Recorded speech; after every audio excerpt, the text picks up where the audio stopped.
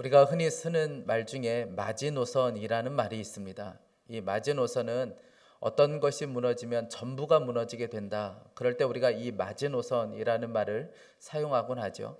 제2차 세계대전 때 프랑스가 독일의 공격을 막기 위해서 방어 진지를 치게 됩니다. 국경에다가 이 진지를 치게 되는데, 그때 이 진지를 칠 때 육군 장관이었던 앙드레 마지노의 이름을 따서 그 진지를 마지노선이다, 그렇게 이름을 지었습니다. 그런데 이 마지노선이 별로 소용이 없었던 것은 독일이 우회해서 들어왔기 때문에 이 마지노선이 별로 소용이 없게 되었습니다. 그때부터 이 마지노선이라는 말을 사용했는데, 이 마지노선이라는 것은 더는 허용할 수 없는 마지막 한계선, 더는 여기까지는 허용하면 안 되는 마지막 한계선을 가리킬 때 마지노선이라고 우리가 이름을 부르곤 합니다. 사랑하는 여러분, 우리의 신앙생활에 있어서도 마지노선이 있습니다. 이 창세기 이제 7장에 가면 우리가 잘 아는 홍수 심판이 있게 되죠. 그런데 그 홍수 심판이 있기 전에 이 6장 말씀, 오늘 우리가 살펴보게 될, 그리고 다음 주에 살펴보게 될 이 창세기 6장 말씀을 보면 홍수 심판이 왜 일어날 수밖에 없었는가, 왜 하나님께서 물로 이 땅을 심판하실 수밖에 없었는가, 그 이유를 보여주는 것이 오늘 6장의 말씀입니다. 그러니까 이 창세기 6장의 말씀은 우리들에게 너무나도 중요한 말씀입니다. 여러분, 오늘 2절 말씀에 하나님의 아들들이 사람의 딸들의 아름다움을 보고 저마다 자기들의 마음에 드는 여자를 아내로 삼았다라고 말씀하고 있습니다. 여러분, 왜 노아 홍수 이 사건이 일어날 수밖에 없었는가? 그것은 마지노선이 무너졌기 때문에 그렇습니다. 그 마지노선은 바로 하나님의 사람들, 하나님의 아들들이었습니다. 그런데 오늘 2절 말씀해 보니까 그 하나님의 아들들이 어떻게 했다고 이야기합니까? 사람들의 딸들의 아름다움을 보고 데려다가 아내로 삼았다는 거예요. 여러분, 여기서 말하는 하나님의 아들은 누구이며 또 사람의 딸들은 누구인가? 여기에 대한 여러 가지 해석들이 있는데, 그 중에 제가 선택한 해석은 하나님의 아들이라고 말하는 것은 셋의 후손을 말하는 것이고, 그리고 사람의 딸들은 가인의 후손을 말하는 것이다. 그래서 다시 말해서 이것은 하나님의 아들들이라는 것은 하나님을 경외하는 사람들을 말하는 것이고, 그리고 사람들의 딸이라는 것은 하나님을 향한 경외함이 없는 사람을 말하는 것입니다. 그러니까 당시에 마지노선은 하나님의 사람들, 하나님의 아들들이었습니다. 그런데 그 하나님의 아들들이 무너지게 되었다는 거예요. 어떻게 해서 이 하나님의 아들들이 무너질 수밖에 없었는가? 그들이 눈에 보기에 좋은 것만 보고 살았기 때문에 그렇습니다. 눈에 보기에 좋은 대로 살았기 때문에 결국 그들이 무너질 수밖에 없었어요. 하나님의 아들들이 사람의 딸들을 보면서 그 아름다움에 취해서 그들을 데려다가 아내로 삼았습니다. 사랑하는 여러분, 이게 뭐가 문제가 됩니까? 우리가 다 지금 그렇게 살지 않습니까? 우리가 무언가를 선택할 때, 사람을 선택하든 어떤 것을 선택할 때 우리가 눈에 보기에 좋은 것을 선택하죠. 아름다움을 보고 선택하지 않습니까? 우리가 결혼할 때, 배우자를 선택할 때도 마찬가지죠. 한 결혼 업체에서 보고를 했는데 이런 통계가 나왔습니다. 여성이 남자를 볼 때 가장 먼저 보는 것은 무엇인가? 가장 먼저 보는 것은 성격, 그 다음은 경제력, 그리고 외모, 그리고 가정환경. 그럼 남성이 여성을 볼 때는 무엇을 가장 먼저 볼까요? 가장 먼저 보는 것은 성격, 그리고 외모, 그리고 가치관, 그 다음은 직업. 그러니까 남자들에게 있어서 여자가 어떤 직업을 가지고 사느냐, 그건 별로 중요하지 않아요. 그냥 성격 좋고 외모 좋으면 나머지는 문제가 되지 않는다는 거예요. 가장 중요한 것은 성격과 외모예요. 여러분, 다 그렇게 살지 않습니까? 우리 권사님들 사위와 며느리를 선택할 때 다른 것은 필요 없고 믿음만 좋으면 좋겠어요. 믿음만 있으면 돼요. 그런데 나중에 알고 보면 믿음도 있어야 되는 거예요. 다 있어야 돼요. 다른 건 다 기본이에요. 그리고 믿음도 있어야 되는 것이죠. 아름다움을, 겉으로 보이는 아름다움을 포기할 수가 없는 것입니다. 여러분, 하나님의 아들들은 딸들의 아름다움을 보고 자기들의 아내로 데려다가 삼았습니다. 그런데 이게 왜 문제가 되냐면 그 아름다움을 보고 그냥 이 여자를 데려다가 아내로 삼고 나서 한 여자만 데려다가 그렇게 산 것이 아니라 또다시 아름다운 여자가 나타나면 그 여자를 또다시 데려다가 아내로 삼았다는 거예요. 그러면서 그 땅에 성적인 문란함이 독버섯처럼 퍼지기 시작했습니다. 여러분, 처음 부부의 탄생은 이렇게 탄생하지 않았습니다. 첫사람 아담을 만드시고 하나님께서는 돕는 배필로 하와를 만드셨고 그 하와를 이끌어다가 부부가 되게 하셨습니다. 그런데 타락한 하나님의 사람들은 눈에 보이면 그만이에요. 눈에 보기에 아름다우면 그만이에요. 그 여자가 어떤 여자인가, 어디 출신인가, 어떤 형태인가 아무 상관이 없어요. 내가 보기에 아름다우면 그냥 그만인 거예요. 누가 말릴 수도 없어요. 내가 좋은데, 내가 보기에 아름다운데. 그렇게 하면서 하나님의 사람들은 결국 눈에 보이는 대로 살고 말았습니다. 여러분, 이 땅에 죄가 어떻게 들어왔습니까? 창세기 3장 6절에 보면 하와가 선악을 알게 하는 나무의 열매를 보고 이렇게 이야기하죠. 여자가 그 나무의 열매를 보니 먹음직도 하고 보암직도 하다. 하와는 그냥 눈에 보기에 좋은 대로 그의 감정대로 움직이기 시작합니다. 그래서 결국 죄가 들어오게 되었고 하나님과의 관계가 멀어지게 되었어요.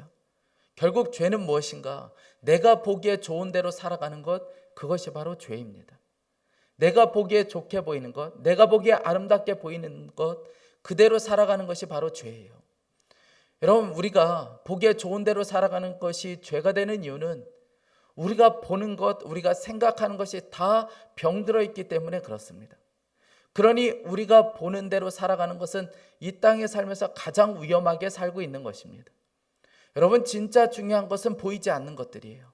하나님 보이지 않습니다. 예수님 보이지 않아요. 천국 보이지 않습니다. 믿음 보이지 않아요.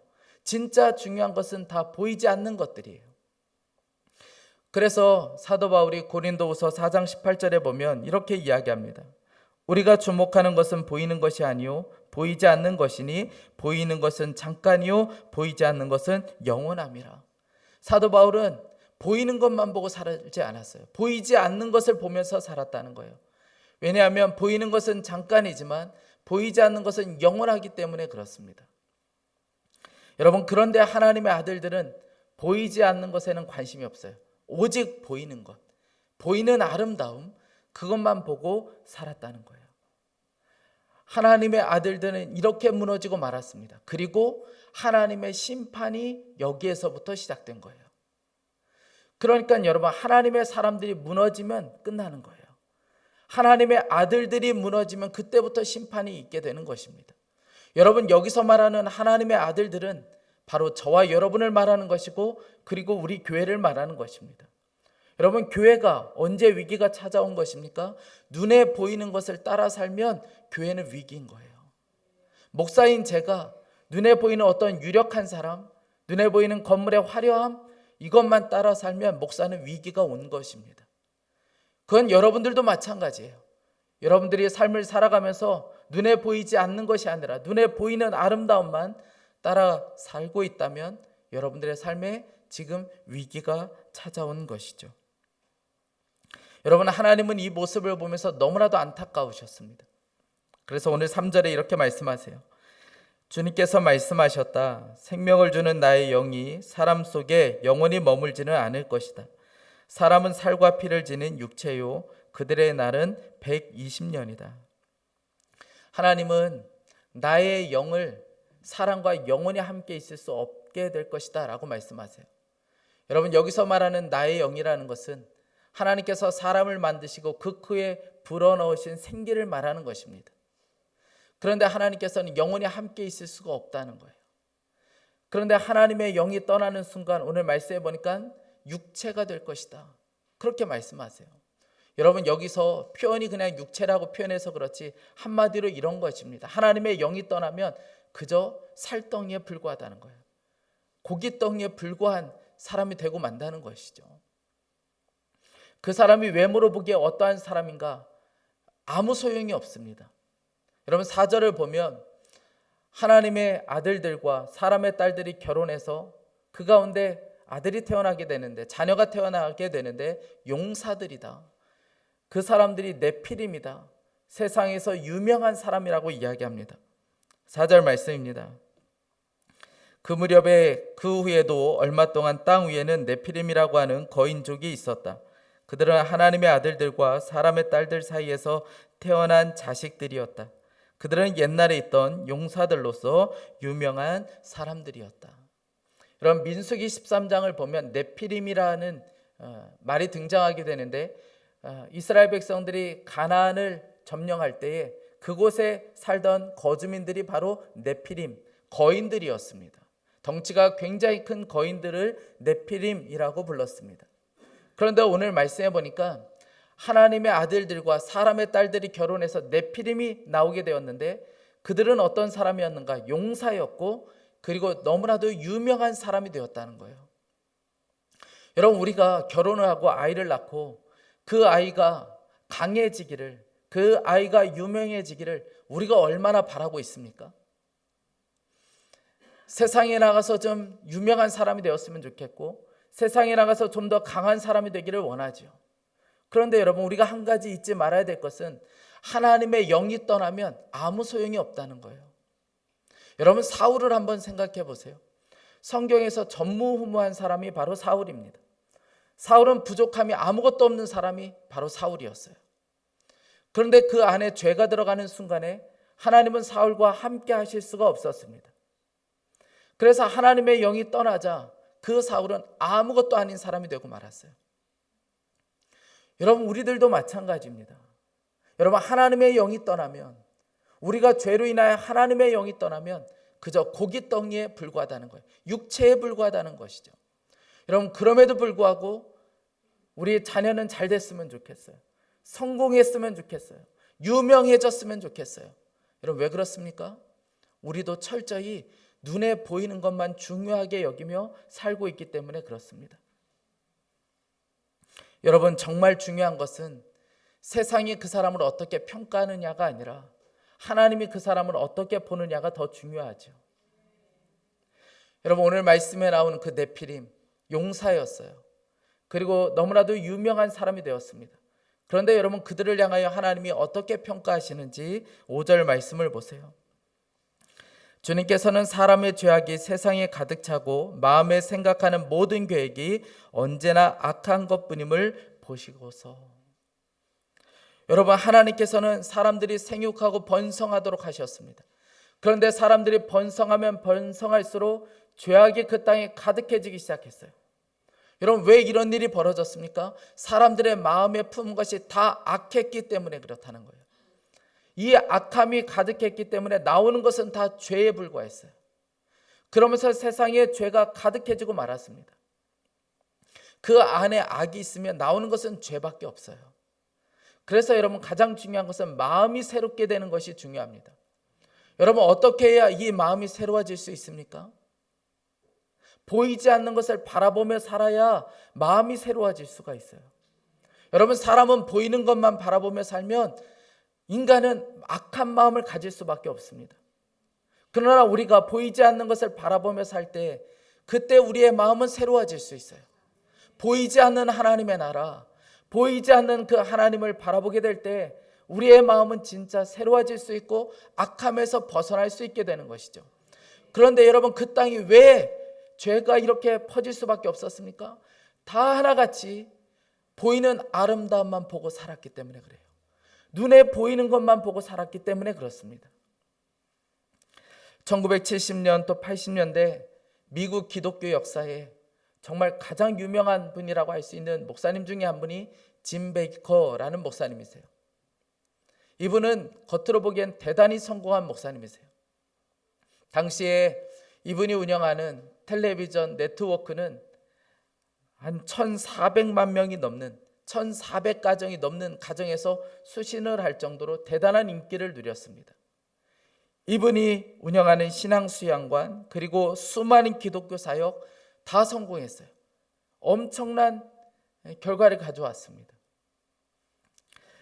정말 최고의 목사이자 가장 유명한 목사가 되었고, 그리고 세상적으로 봐도 성공한 목사가 되었습니다.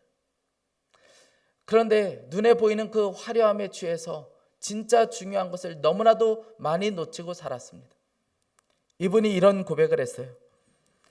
하루에 16시간씩 일하다 보니 더 이상 조용히 앉아서 성경을 읽을 시간이 없었고 엎드려 기도하는 시간을 가질 수 없었고 가족과 함께 할 시간도 없었다. 그때 유혹이 찾아왔는데 나는 그것을 반격하여 물리칠 수 있는 아무런 무기도 영력도 하늘의 도움도 얻을 수가 없었다. 눈에 보이는 화려함 때문에 가장 중요한 것을 다 놓치고 살았습니다. 결국 이분이 성추문과 횡령으로 45년형을 받고 나이 50에 감옥에 들어가게 되었어요. 그 감옥에 들어가서 성경을 다시 읽기 시작했습니다. 그런데 성경을 다시 읽다가 충격을 받은 것이 있었는데 예수님은 돈에 대해서 긍정적으로 말씀하신 것이 한 번도 없다는 것을 알게 되었어요. 뿐만 아니라 하나님이 원하시는 것은 하나님의 이름을 빙자하여 하나님의 사업이라고 그 사업을 크게 하고 큰 교회를 세우려고 하는 것, 그것은 하나님께서 원하시는 것이 아니라는 것을 알게 되었어요. 하나님께서 진짜 원하시는 것은 눈에 보이지 않는 하나님과 친밀함을 누리는 것, 그것이 진짜 원하는 것임을 성경을 다시 읽으면서 깨닫게 되었습니다. 그래서 그것을 깨닫고 감옥에서 그가 그렇게 고백해요. 내가 틀렸었다. 여러분, 하나님의 아들들이 이렇게 무너지는 것을 보면서 하나님은 마음이 너무나도 아프셨습니다. 그래서 6절에 이렇게 말씀하세요. 땅 위에 사람 지으셨음을 후회하시며 마음 아파하셨다. 여러분, 그런데 참 이상하죠. 하나님은 후회하셨대요.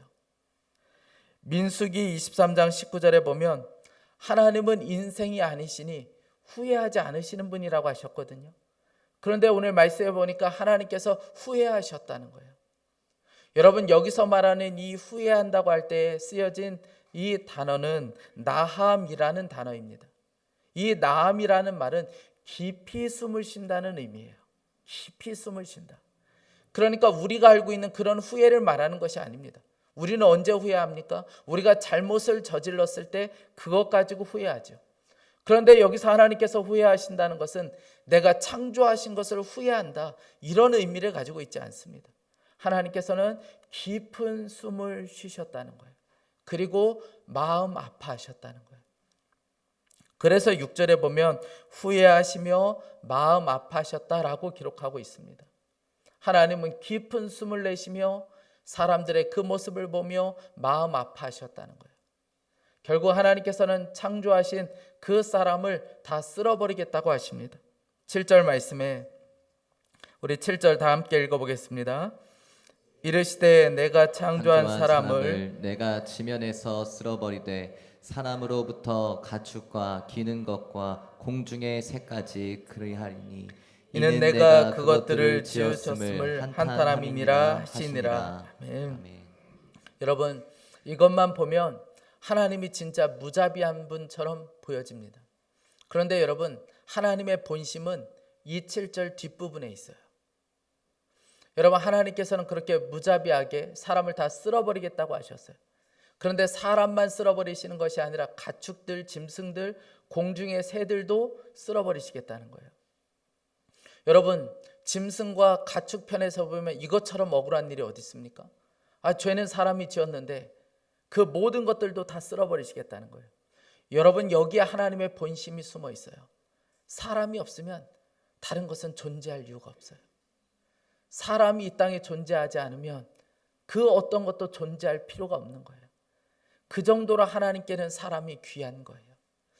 여기에 하나님의 본심이 담겨져 있는 것입니다. 그래서 하나님께서는 결국 유예기간을 주세요. 그 유예기간을 몇 년을 주셨습니까? 무려 120년을 주셨습니다. 3절 말씀에 주님께서 말씀하셨다. 생명을 주는 나의 영이 사람 속에 영원히 머물지는 않을 것이다. 사람은 살과 피를 지닌 육체요 그들의 나는 120년이다. 여러분, 하나님은 뭔가 다르지 않습니까? 지금 당장이라도 다 쓸어버릴 것처럼 말씀하셨는데 120년이라는 기간을, 유예기간을 주셨어요.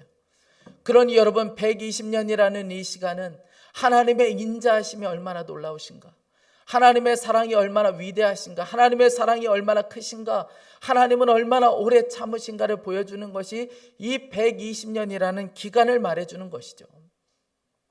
여러분, 우리가 자녀들이 너무 말을 듣지 않으면, 너무 속상하게 하면 마지노선을 그을 때가 있죠. 너 한 번만 더 잘못하면 매 들 거야. 너 이번에 한 번만 더 잘못하면 핸드폰 뺏어버릴 거야. 너 이번에도 늦게 들어오면 진짜 외출 금지야. 여러분, 그렇게 이야기하죠. 여러분, 그렇게 해놓고 여러분, 매를 들기만을 기다리는 부모가 있습니까? 핸드폰을 뺏을 날만 기다리는 부모가 있습니까? 여러분, 그런 부모는 없어요. 부모가 기대하는 것은 이런 것이죠. 이번에는 좀 거짓말하지 않았으면 좋겠다. 이번에는 좀 일찍 들어왔으면 좋겠는데, 이번에는 좀 용서를 빌었으면 좋겠는데. 여러분, 이것이 부모의 심정 아닙니까? 또한 하나님의 심정이 그와 같은 거예요. 내가 당장 쓸어버릴 거야. 그렇게 말씀하셔놓고 120년의 유예기간을 주셨어요.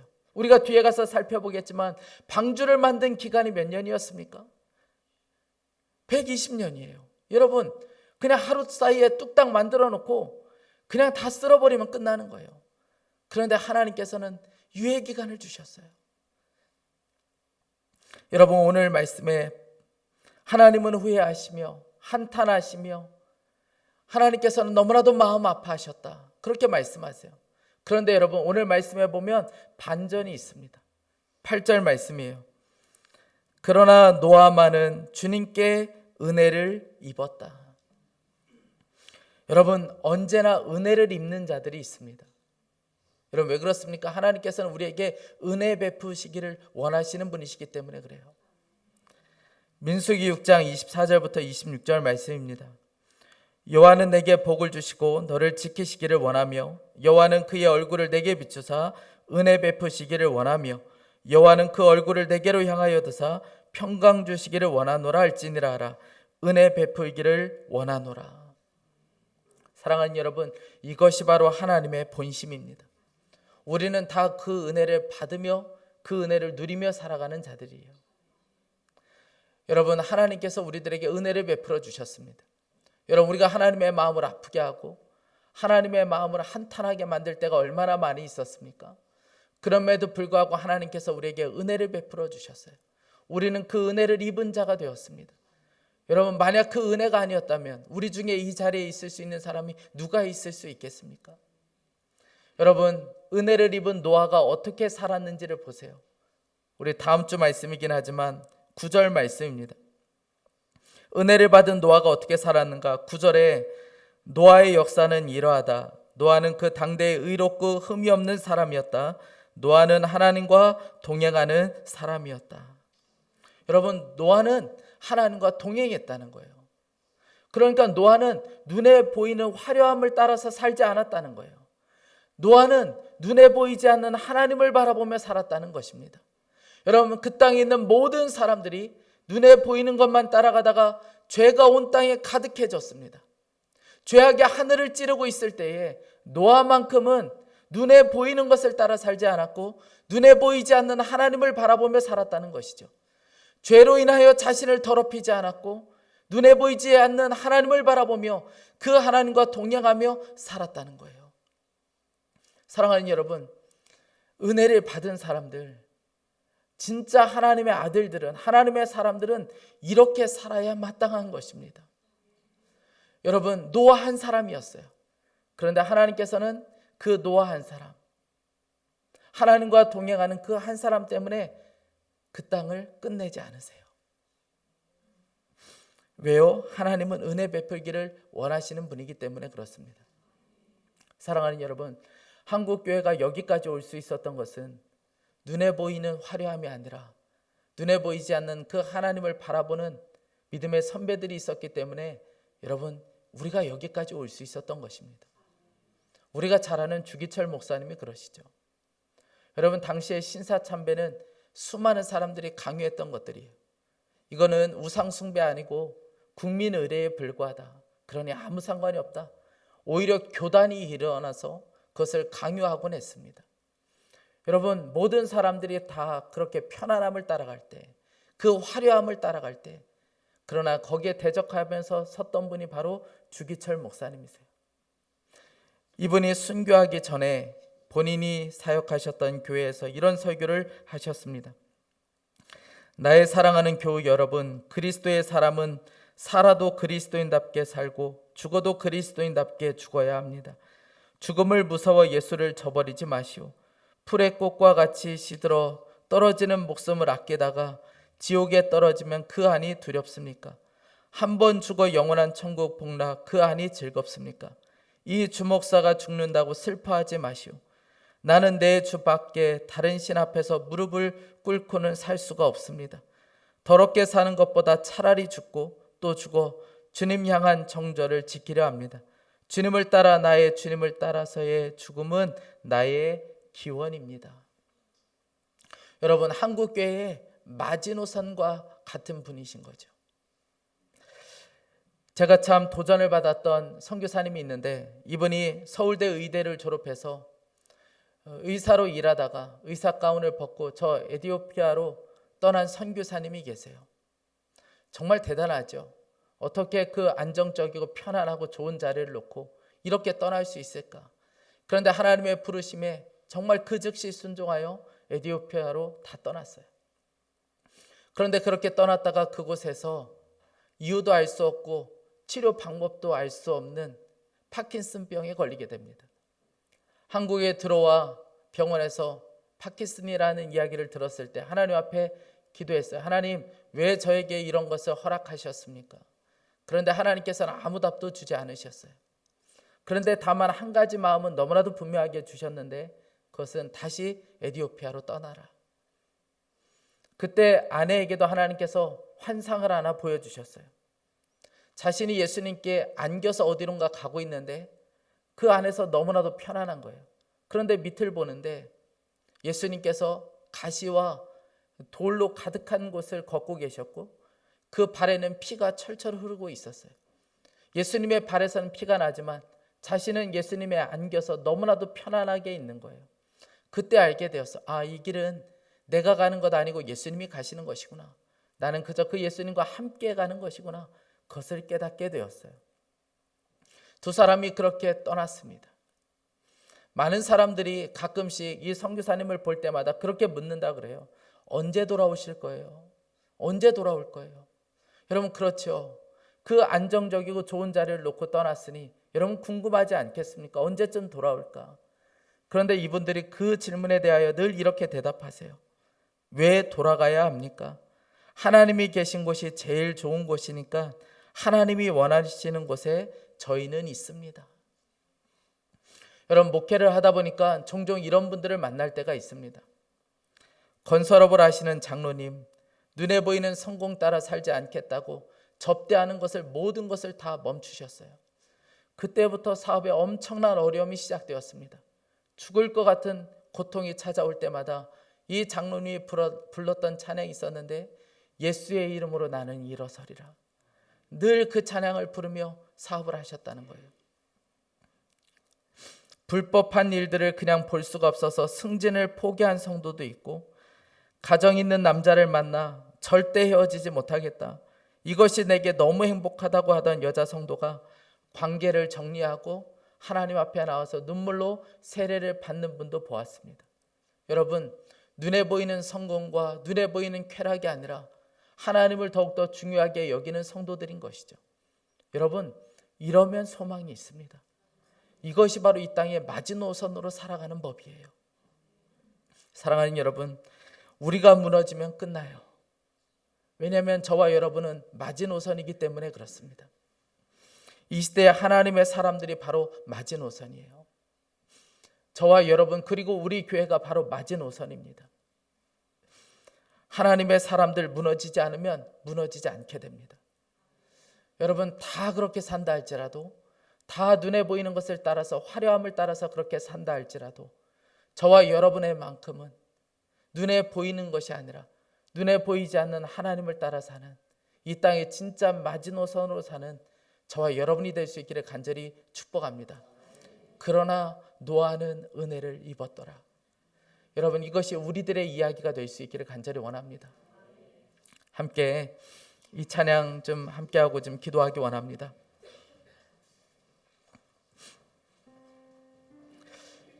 우리의 고백 또 우리의 결단을 주님 앞에 올려드리며 함께 좀 이 찬양이 있으면 좋겠습니다. 다 그렇게 산다 할지라도 주님, 저와 우리 가정만큼은 또 우리 교회만큼은 이 시대의 마지노선으로 살겠습니다. 다 눈에 보기에 좋은 것만 따라가고 다 눈에 보기에 좋은 대로 살고 있을 때에 우리는 눈에 보이지 않는 하나님만 갈망하며 바라보며 진짜 복음으로 그렇게 살겠습니다. 우리 이 고백을 담아서 함께 이 찬양 함께 하겠습니다.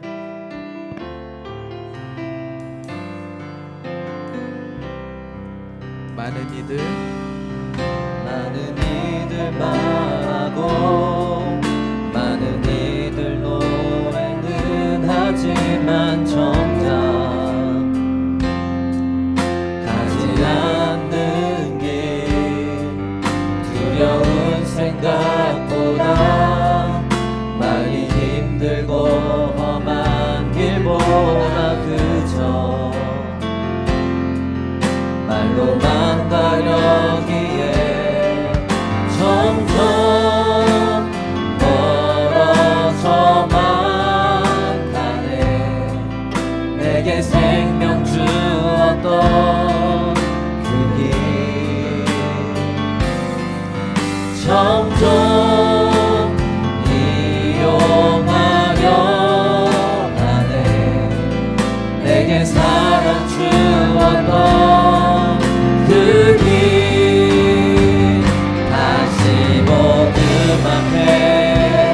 내 영혼 손에 주님 만나 그때 나 다시 돌아가 주님께 예배 드리며 다시 십자가의 길 다시 복음 앞에 복음 앞에 내 영혼 손에 주님 만나 그때 나 다시 돌아가 주님께 예배 드리며 다시 우리 다시 한번 고백하겠습니다. 다시 복음 앞에 복음 앞에 내 영혼 손에 주님 만나 그때 나 다시 돌아가 주님께 예배 드리며 다시 십자가의 길 걸으리. 여러분, 하나님께 마지노선과도 같았던 하나님의 아들들이 사람의 딸들의 아름다움을 보고 저마다 자기들의 마음에 드는 대로 그렇게 살았다고 오늘 성경은 기록하고 있습니다. 우리 이 시간에 좀 함께 기도하기 원합니다. 하나님, 눈에 보기에 좋은 것을 따라 살지 않게 하여 주시고 우리는 하나님의 영의 인도함을 받으며 살 수 있게 하여 주옵소서. 특별히 하나님, 우리뿐만 아니라 우리의 자녀들도 결혼을 선택하든 학교와 직장을 선택하든 그 기준이 눈에 보이는 것에 있지 않게 하여 주시고 주의 말씀이 되게 하여 주옵소서. 진리의 말씀이 되게 하여 주옵소서. 우리 간절한 마음으로 함께 합심하여 기도하겠습니다. 오 사랑하는 하나님 아버지, 복음 앞에 내 영혼 손에 하나님 아버지, 주님 하나님 아버지, 우리의 삶이 그렇지 않습니다.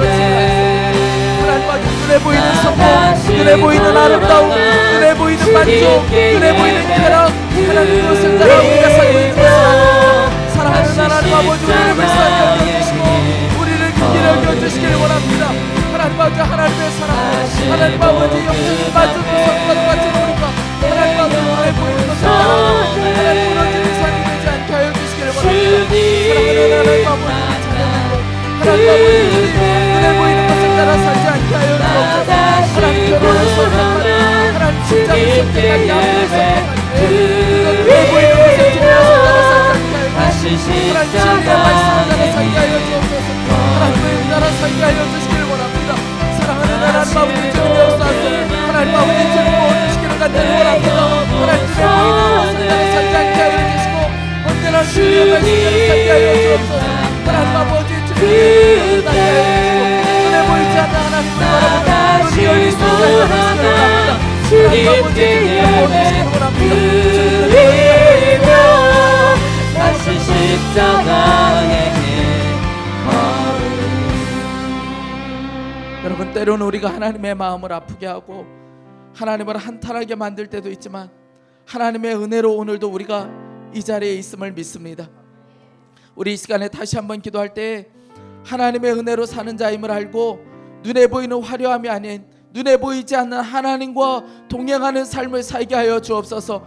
하나님, 이 시대의 마지노선이 되어 다 그렇게 산다 하더라도 눈에 보이는 화려함이 아닌 눈에 보이지 않는 하늘의 것을 추구하며 사는 자 되게 하여 주옵소서. 그런 교회가 되게 하여 주셔서 이 시대의 마지노선으로 살게 하여 주옵소서. 우리 주여 한번 부르짖고 기도하겠습니다. 주여,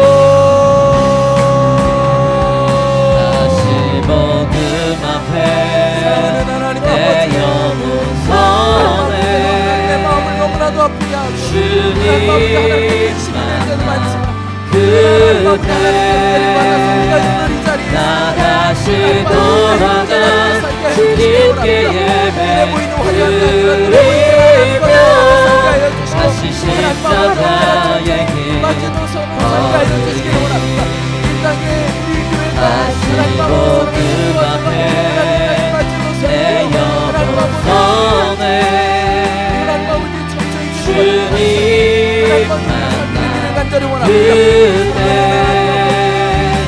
나 다시 돌아가 주님께 예배 드리며 다시 십자가의 길 그 자리에서 하나님과 동행하며 그 자리에서 복음 앞에 내 영혼 선에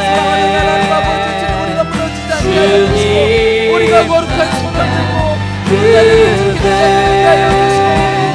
나 다시 돌아가 주님께 예배 드리며 다시 십자가의 길 걸으리 하나님 아버지, 다시 복음 앞에 내 영혼 선에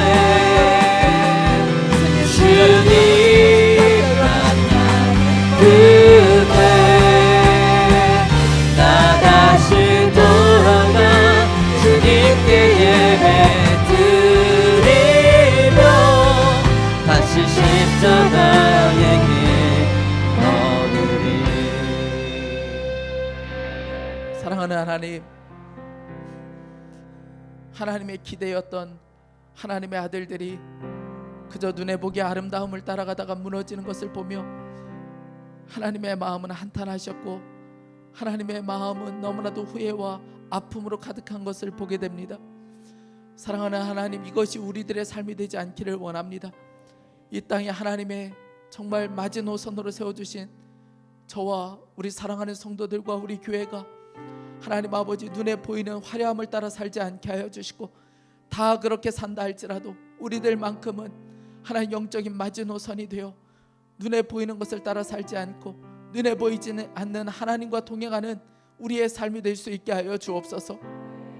하나님 아버지, 은혜 입은 자답게 살게 하여 주시길 원합니다. 하나님 아버지, 우리가 하나님의 마음에 근심이 될 때가 참 많은데 그럼에도 불구하고 우리가 은혜를 입어서 오늘 이 자리에 있습니다. 하나님, 은혜 입은 자답게 하나님 아버지 하나님과 동행하며 살 수 있게 하여 주옵소서. 사랑하는 하나님, 특별히 우리 자녀들 세대가 하나님 그렇게 살기를 간절히 원합니다. 저들이 결혼을 선택하든 직장을 선택하든 학교를 선택하든 언제나 눈에 보기에 좋은 것을 따라 살지 않게 하여 주시고 그것 때문에 실망하고 좌절하고 낙심하며 살지 않게 하여 주시고 눈에 보이지 않는 하나님 그리고 진리의 말씀을 따라 사는 우리 다음 세대 청년들이 될 수 있도록 주여 은혜를 더하여 주옵소서. 사랑하는 하나님, 이 나라 이 민족을 불쌍히 여기시고 긍휼히 여겨주시길 원합니다.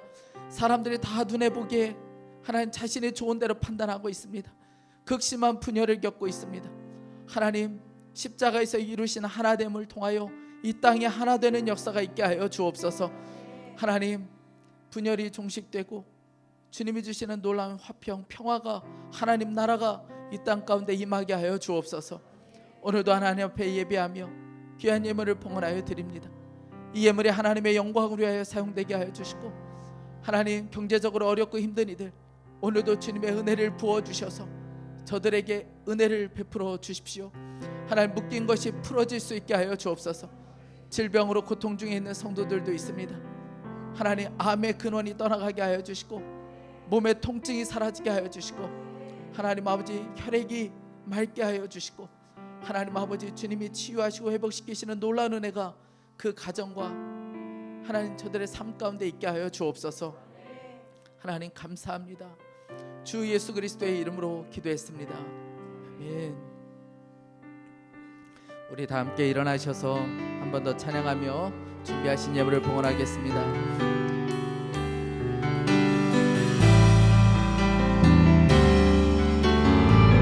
내 눈 주의 주의 영광을 보네. 우리 가운데 계신 주님, 그 빛난 영광 온 하늘 덮고, 그 찬송 온 땅 나누게. 내 눈 주의 영광을 보네. 찬송 가운데 계신 주님, 주님의 얼굴은 온 세상 향하네. 권능의 발을 드셨네. 주의 영광 이곳에 가득해. 우리 손에 주님과 함께 찬양하며 우리는 전진하리. 모든 열방 주 볼 때까지 주의 영광 이곳에 가득해. 우리 손에 주님과 함께 찬양하며 우리는 전진하리. 모든 열방 주 볼 때까지.